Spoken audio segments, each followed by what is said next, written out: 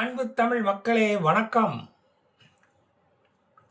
Israel America Iran போரில் ஈரானின் காலை இஸ்ரேலும் அமெரிக்காவும் எப்படி உடைத்தது? இந்த இடத்தில்தான் ஈரானுக்கு கிட்னி இல்லை என்பது ப்ரூவானது. ஈரானுக்கு கிட்னி ஃபெயிலியர் ஆகி சிடி ஸ்கேன் எல்லாம் எடுத்து பார்த்ததுல கிட்னி எண்ட் டிசீஸ் வந்திருக்கான். அது ரொம்ப முத்தி போச்சு. மார்ச் 7ஆம் தேதி ஈரான் இதுவரை பார்த்திராத ஒரு ஹெவி பம்பார்ட்மெண்டை பார்த்தது. 230 மிசைல்கள் தொடர்ந்து ஈரானை தாக்கியது. அமெரிக்கா இஸ்ரேல் போர் விமானங்கள் 80க்கும் மேல அங்க வந்து தாக்கி கொண்டிருந்தது. அப்பெல்லாம் ஈரானின் ராடர் என்ன பண்ணிக்கிட்டு இருந்தது? வெறுமனே விண்டு மில்லு மாதிரி சுத்திக்கிட்டு தான் இருந்தது. அதுல இருந்து காத்தும் வரல, மின்சாரமும் வரல. வந்தது அத்தனையும் ஸ்டீல்த் பிளைட், அமெரிக்காவின் ஸ்டீல்த் பிளைட். இஸ்ரேலின் F-15 போர் விமானத்தில் இஸ்ரேல் பல மாடிஃபிகேஷன்களை செய்திருந்தது. 19 ஏவுகணைகளை ஒரே நேரத்தில் எடுத்துச் செல்லும் விதமாக அது மாற்றி அமைக்கப்பட்டிருந்தது. நீண்ட தூரம் பயணிக்க டிஸ்போசபிள் பெட்ரோல் டேங்குகளையும் அந்த விமானத்தில் பொருத்தி இருந்தது இஸ்ரேல். அப்படியெல்லாம் சிந்திக்க திட்டமிட அதனிடம் கிட்னி இருந்தது. அந்த மார்ச் 7ஆம் தேதி தாக்குதலில் நிலைகுலைந்து போனதுக்கு காரணம் ஈரானின் ஏவுகணைகளை அனுப்பிவிட்டு பின்னோக்கி ஓடி நகரும் மிசைல் லாஞ்சர்கள் மொத்தமாக அழிக்கப்பட்டதுதான் காரணம். அத்துடன் விமானங்களை மறைத்து வைத்திருந்த ரகசிய பார்க்கிங் ஸ்பேஸ் தாக்கி அழிக்கப்பட்டதில் அதில் இருந்த ட்ரோன்களும் ஏவுகணைகளும் மொத்தமாக அழிந்தன. ஏவுகணைகளை வைத்திருந்த கோடவுன்களுக்கு ஒரே நேரத்தில் சந்தனப்பட்டு வைத்து குங்குமப்பொட்டும் வச்சு ஆயுசு ஓமம் நடத்தி சொர்க்க வாசலை திறந்து விட்டதுதான் காரணம். மார்ச் 9ஆம் தேதி மிசைல் பேஸ்கள், ஆயில் டேங்கர்கள் தாக்கப்பட்டன. மெராபா ஏர்போர்ட்டில் இருந்து இஸ்பாகான் நியூக்ளியர் சைட் வரைக்கும் தாக்குதல் தொடர்ந்து நடந்தது. ஆனா IRGC கமாண்டோக்கள் இராணுவத்தை விட்டு ஓடிப்போய் சிவிலியன் வாழும் பகுதியில் போய் ஒளிந்து கொண்டார்கள். அவர்களுக்கு IRGC வீரர்களுக்கு கட்டளையிட ஆள் இல்லாமல் அந்த வீரர்கள் பேந்த முழித்தார்கள். தமிழ் பாடம் கொஸ்டின் பேப்பரை கையில வாங்கி படிச்சு பார்த்த மாதிரி அவர்கள் முழித்தார்கள். எழுத்து கூட்டி படிச்சுக்கிட்டு இருக்கும்போது குண்டுகள் வந்து விழுந்து மண்டைகள் பிளந்தன. மண்டைக்குள்ள ஒண்ணுமில்லை என்பது அப்போது தெரிந்தது. சஹ்ரான் ஆயில் டிப்போ மேல ஒரு தீக்குச்சியை உரசி போட்டது இஸ்ரேல். உலகெங்கும் ஆயில் தட்டுப்பாட்டை ஏற்படுத்த வேண்டும் என்ற அமெரிக்காவின் கெட்ட எண்ணம் நிறைவேறியது. மார்ச் 10ஆம் தேதி விமானங்களுக்கு பெட்ரோல் போடும் நிலையங்கள், அண்டர் கிரவுண்ட் மிசைல் கோடவுன்கள், துருப்பிடிக்க நிறுத்தி வைக்கப்பட்டிருந்த விமானங்களும் ஹெலிகாப்டர்களும் அழிக்கப்பட்டன. ஈரானில் உள்ள காயலான் கடைக்காரர்கள் அங்கு அவர்களை ஒன்று கூட வைத்தது இஸ்ரேல். கார்கோ பிளேன்களும் அழிக்கப்பட்டன. எந்த விமானமும் பறக்க முடியாதபடி ஏர்போர்ட்டுகள் மாற்றி அமைக்கப்பட்டன. அதாவது ரன்வேக்கள் தகர்க்கப்பட்டன. இந்த அமெரிக்காவும் இஸ்ரேலும் அதை கனகச்சிதமாக செய்து முடித்து விட்டது. எதையாவது வானத்துல பறக்க விடணும்னா, அப்படி ஒரு ஆசை இருந்தா ஒரு பேப்பர் பட்டத்தை வேணா நீங்க பறக்க விட்டுக்கிடுங்க, அதுக்கு எங்களுக்கு எந்தவித ஆட்சேபனையும் இல்லை என்று சொல்லிவிட்டது இஸ்ரேல்.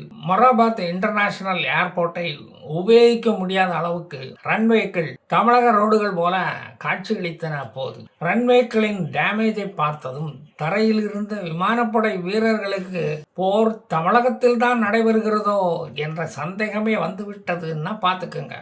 அதனால தான் திரும்ப போராட்டம் எல்லாம் நடத்தினாரோ? நேற்று கூட நான் டிவியில அந்த போராட்டத்தை பார்த்தேனே என்று ஒரு விமானப்படை வீரர் பக்கத்தில் உள்ளவரிடம் சொல்லி கொண்டு இருந்தாராம். மறுநாள் 17 பிளேன்களை நாங்கள் அடித்து உடைத்து விட்டோம் என்று இஸ்ரேல் விமானப்படை விங் கமாண்டர் அறிவித்தார்.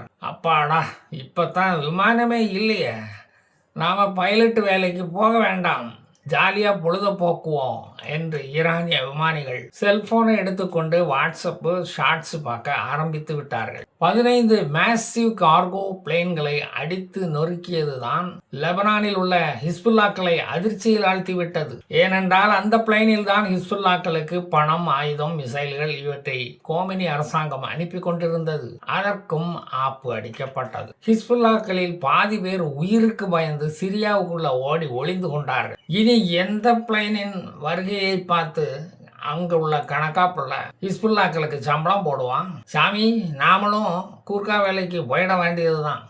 இந்த ஹிஸ்புல்லா யூனிஃபார்ம் அதற்குத்தான் உதவும் என்று பேசியதை கேட்டவர்கள் என்னிடம் வந்து சொன்னார்கள். டெஹ்ரான் ஏர்போர்ட் பலத்த சேதமடைந்துள்ளதால் சீனாவோ ரஷ்யாவோ ஆயுதங்களை அங்கு கொண்டு வந்து ஈரானில் இறக்க முடியாது. இஸ்பாகான் ஷாஹித் பெகஸ்டி ஏர்பேஸ் ஈரானின் முக்கிய ஏர்பேஸ்களில் ஒன்று. Famous F-14 Tomcat fighter jet விமானங்கள் அங்குதான் அழகுக்காக நிறுத்தி வைக்கப்பட்டிருந்தன. உபயோகமில்லாத விமானங்கள் ஈரானுக்கு தேவையில்லை என்று இஸ்ரேலிய விமானப்படை முடிவு செய்ததால் அதை அழித்து தனது கடமை உணர்வை காட்டியது அங்கு இஸ்ரேல். ஈரானிய மிலிட்டரி ட்ரக்குகள், டாங்குகள் இவற்றில் எரிபொருள் நிரப்பும் டிப்போக்களுக்கு செல்லும் டீசல் பெட்ரோல் பைப்லைன்களை இஸ்ரேல் அமெரிக்க இராணுவம் உடைத்து தகர்த்தது. அதனால் மிலிட்டரி ட்ரக்குகளை, டாங்குகளை ஓட முடியாமல் செய்துவிட்டது.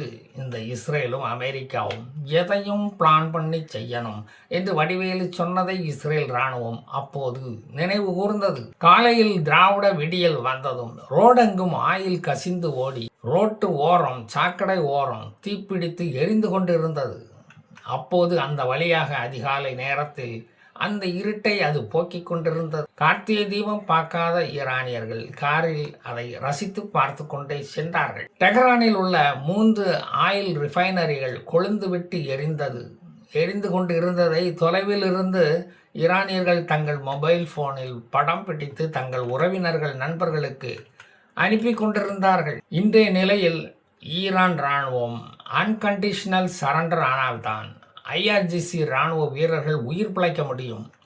இல்லை என்றால் வீரமரணம் அடைந்து ஈரான் கொடி போர்வை கிடைக்கும் அவர்களுக்கு. சரண்டர் ஆனால் திராவிட பொன்னாடை அவர்களுக்கு கண்டிப்பாக கிடைக்கும். மெரபத் இன்டர்நேஷனல் ஏர்போர்ட் இதுவரை 3 முறை இஸ்ரேல் அமெரிக்க விமானப்படைகளால் தாக்கப்பட்டுள்ளது. அங்கு விமான நடமாட்டம் மட்டுமல்ல, மனித நடமாட்டமும் இப்போது இல்லாத நிலை ஏற்பட்டுள்ளது. இராணுவ விமான ஓடுதளத்தை மட்டுமல்லாது இன்டர்நேஷனல் ஏர்போர்ட்டையும் தாக்கி இருப்பதை பார்த்தால் ஈரானின் உதவிக்கு எவனும் அங்கு வந்து விமானத்தை இறங்கிவிடக்கூடாது, வீணாக உயிர் பலி ஆகிவிடக்கூடாது என்ற இஸ்ரேலின் நல்ல எண்ணம் தான் நமக்கு புரிகிறது. எப்பவுமே ஒரு இரக்க குணம் இஸ்ரேலுக்கு இருக்கிறது.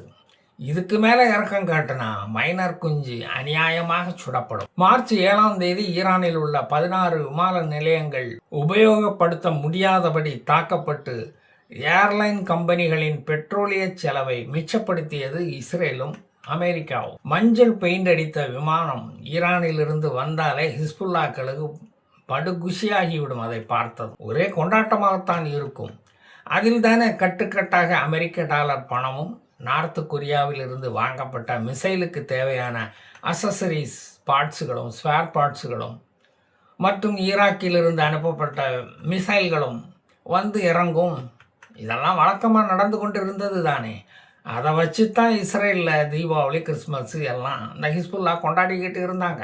அந்த ஆப்பை இப்போது அசைத்து விட்டது இஸ்ரேல். அதில் ஹிஸ்புல்லாவின் வாலு வசமாக சிக்கி விட்டது. ஈரானின் F-14 டாம்கேட் பிளைனை ஏண்டா இவ்வளவு நாள் ஓட்டாம வச்சிருந்தீங்க, அதை உபயோகப்படுத்தி இஸ்ரேலை தாக்கி இருக்க வேண்டியதுதானே. இப்ப பாரு, இஸ்ரேல் உங்களுக்கு அதால ஒரு பிரயோஜனமும் இல்லைன்னு அதை அடிச்சு உடைச்சு ஸ்கிராப் ஆக்கிட்டான். எந்த ஈரானியரிடம் கேட்டாலும் அதற்கு ஸ்பேர் பார்ட்ஸ் வடகொரியாவிலிருந்து இன்னும் வரவில்லை அப்படிங்கிறான். வடகொரியா மூக்கு இன்னும் அதிகமாக சப்பி இருக்கும். அவனை நம்பினா ஓ மூக்கும் சப்பி விடும். ஆபத்துக்கு உதவ மாட்டான். அது இன்னமும் உங்களுக்கு தெரியலையே. இந்த F-14 டாம்கேட் வார்பிளைன் அமெரிக்கன் மேடு வார்பிளைன். இது பெஹ்லாவி ஷா ஆட்சி காலத்தில் அவருடைய ரெஜிம் பீரியடில் ஈரானை ஆண்டு கொண்டு இருக்கும்போது வாங்கப்பட்டது. அப்படின்னா அந்த பிளேனுக்கு 40 வயசுக்கு மேலே இருக்கும். அதை வச்சுக்கிட்டாடா போருக்கு நீங்கள் தயாரானீங்க. அதை வச்சுக்கிட்டாடா death to America, death to இஸ்ரேல்னு அரைக்கூவல் விட்டீங்க. இந்த ரகசியங்கள் தெரியாமல் உன்னோட சண்டைக்கு வந்துட்டோம்ப்பா. தெரியாமல் வந்துட்டோம், உன்னை தாக்கிட்டோம். நாங்கள் அதற்காக ரொம்ப வருத்தப்படுறோம். சாரி, போயிட்டு அப்புறமா வாரேன். ஜெய் ஹிந்த்.